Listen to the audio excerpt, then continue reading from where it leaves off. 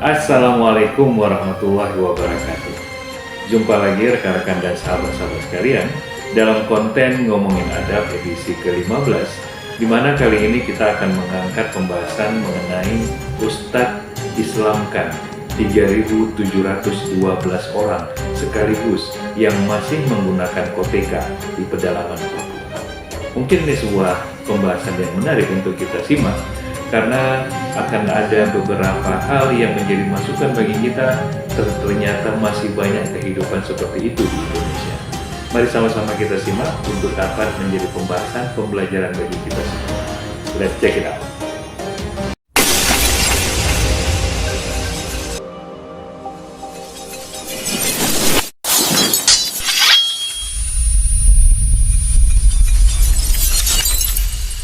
Ceramah saya ini orang Irian asli, kebetulan kena sampo dan sabung sehingga sedikit terang. Hari ini saya pakai pakaian seperti ini, orang kira saya bukan orang Irian, seakan-akan saya dari Sudan atau dari Yaman.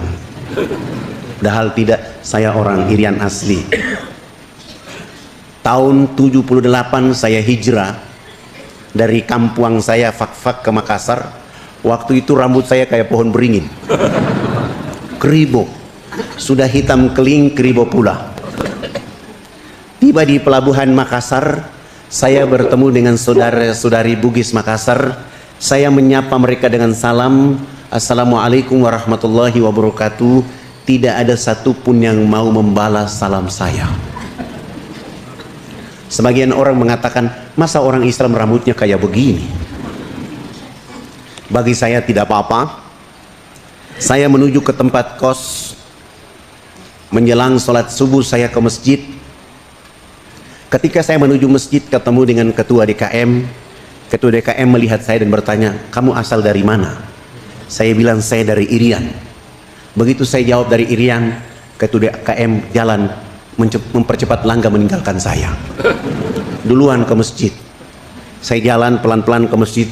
Ternyata begitu saya sampai ke masjid, ketua DKM sudah menyiapkan dua pemuda yang badannya kekar, besar, menyuruh mereka mengawasi saya saat berwudu sampai sholat sunat. Begitu sholat berjamaah, kedua pemuda itu berdiri di kanan dan kiri saya. Itu terjadi tidak saja sholat subuh, sholat duhur pun saya diawasi, sholat asar, sholat maghrib, sholat isya pun saya diawasi. Selesai sholat isya saya kembali ke tempat kos saya. Saya sedang makan malam, ketua DKM menyuruh ketua RT datang ketemu saya. Assalamualaikum. Waalaikumsalam. Mohon maaf, saya ketua RT di sini. Oh, mohon maaf Pak RT, saya belum lapor diri. Saya datang ke sini untuk meminta, ini saya ada bawa Al-Quran, untuk menguji Anda apakah Anda Muslim atau tidak. Saya bilang, Pak RT, mohon maaf, saya selesaikan makan malam saya dulu. Saya makan cepat-cepat. Sesudah itu saya cuci tangan dan saya datang menghadap ketua RT. Pak RT mengatakan, supaya membuktikan Anda ini benar-benar Muslim, tolong baca Quran ini. Saya bilang sama Pak RT, Pak RT mohon maaf, sebelum saya baca, saya minta Pak RT baca terlebih dahulu. Alhamdulillah, ketua RT saya ternyata belum bisa baca Quran. Dan saya bilang, sampaikan salam hormat, besok subuh saya akan memimpin sholat subuh di masjid kita. Alhamdulillah, begitu saya memimpin sholat subuh, akhirnya seluruh keluarga, sahabat, teman di situ menjadi keluarga dan orang tua saya di sana. Saya pergi ke kampus mengikuti mata kuliah agama Islam. Begitu saya masuk ke ruangan itu, ternyata di ruangan itu semua orang gagah, ganteng, cantik. Sayalah yang mengotori ruangan itu. Pagi-pagi kami datang, ketemu dengan kepala suku. Kepala suku langsung bicara, anak, mandi yang benar itu yang anak ajarkan.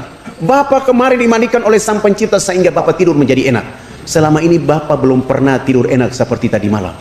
Oh, bagaimana kalau pagi ini Bapak ikut mandi? Dengan senang hati beliau ikut kami ke sungai, mandi, resmi bilas, naik. Beliau tidur dari jam 10 pagi sampai jam 3 sore hari itu. Begitu dia bangun tidur langsung kampanye kepada wilayah adat beliau. Besok pagi yang berkumpul di lapangan dekat sungai sebanyak 3.712 orang.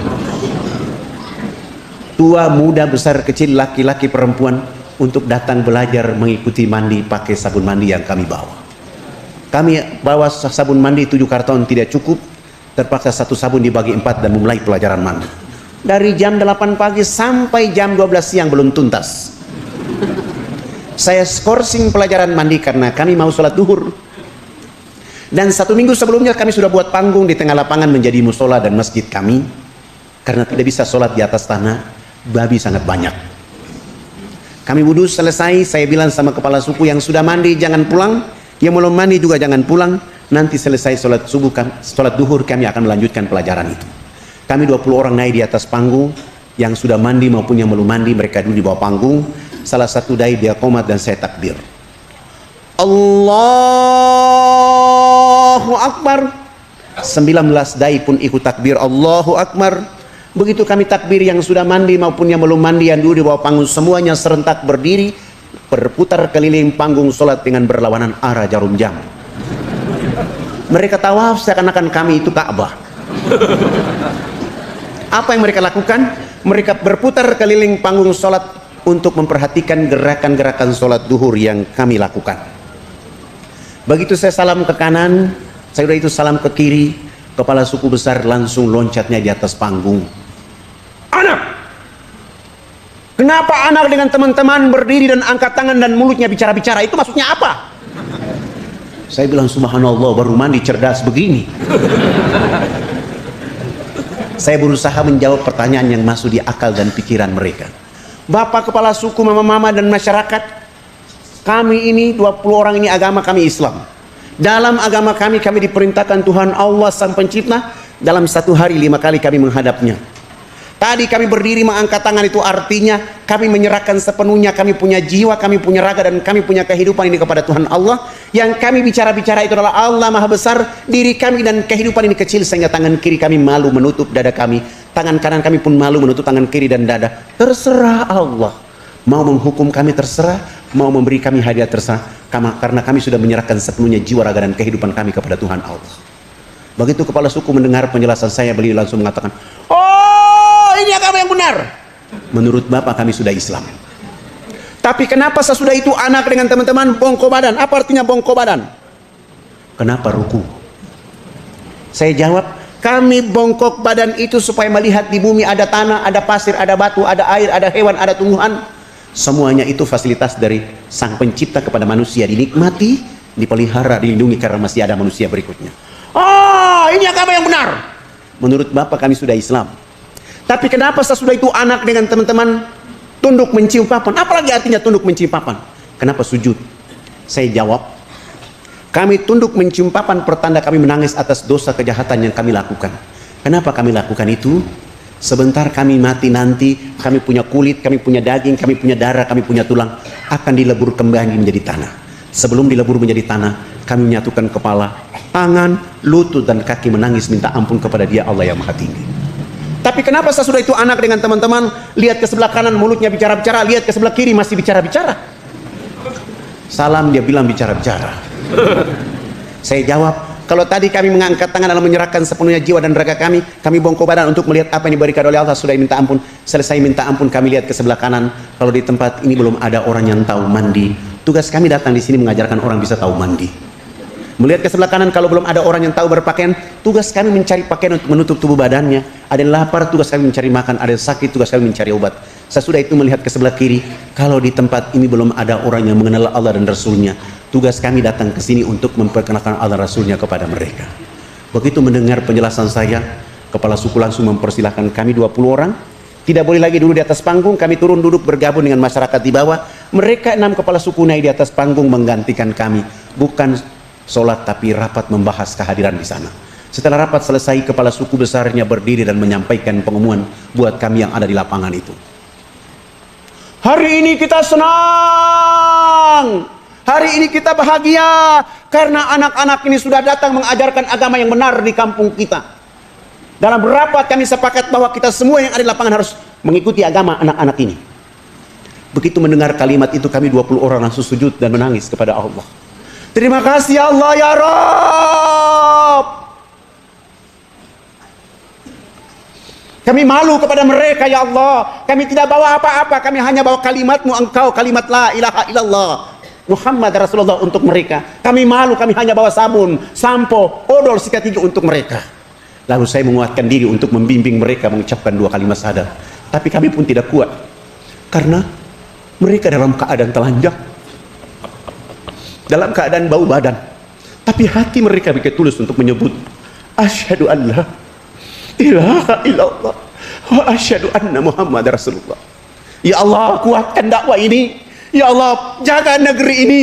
Ya Allah, kuatkan hati mereka dengan agama ini, agar mereka akan tumbuh menjadi hamba-Mu yang menjaga negeri ini dengan agama-Mu. 3.712 orang pun tanpa beban, kecuali mengucapkan 2 kalimat syahadat. Setelah mereka mengucapkan 2 kalimat syahadat, 1 minggu kemudian program berikut yang kami lakukan adalah mengganti nama-nama mereka. Yang nama Markus kami ganti dengan nama Abu Hanifah. Yang nama Yohanes kami ganti dengan nama Jamaluddin. Yang nama Paulus kami ganti nama dengan nama Tajuddin. Yang nama Abraham kami ganti dengan nama Ibrahim. Dan itu nama-nama yang paling cocok dan keren untuk orang Irian masuk Islam. Sangat lucu kalau orang Irian masuk Islam, rambutnya keriting, badannya hitam kelin, dipanggil Sutrisno. Masa Sutrisno Keribo? Atau dia masuk Islam, rambutnya keriting, badannya hitam kelin, dipanggil Kang Cecep. Tidak cocok. Tapi Abidin, Musa, Muhammad, Abdul Hakim itu cocok untuk mereka. Setelah itu proyek berikut yang kami lakukan untuk mereka adalah melaksanakan hitanan massal mulai dari umur 7 bulan sampai umur 63 tahun.